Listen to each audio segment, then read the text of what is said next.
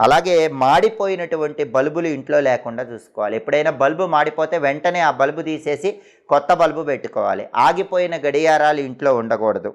ఇంట్లో పంపులో నీటి చుక్కలు ఊరికే కిందకి లీక్ అవుతూ ఉండకూడదు.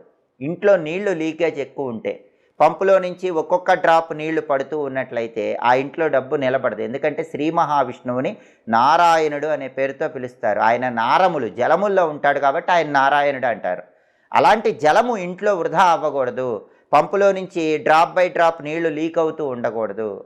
దానివల్ల అదృష్టం తగ్గిపోతుంది. కాబట్టి అదృష్టం కలిసి రావాలంటే ఈ నియమాలు తప్పకుండా పాటించండి. సమస్త శుభాలు సిద్ధింపజేసుకోండి. నిత్య జీవితంలో మీకు ఎదురయ్యే అనేక రకాలైనటువంటి ఆర్థిక, ఆరోగ్య, కుటుంబ సమస్యలకి అతి సులభమైనటువంటి చక్కటి పరిష్కార మార్గాల కోసం ఎదురు చూస్తున్నారా? అలాగే జ్యోతిష శాస్త్రపరంగా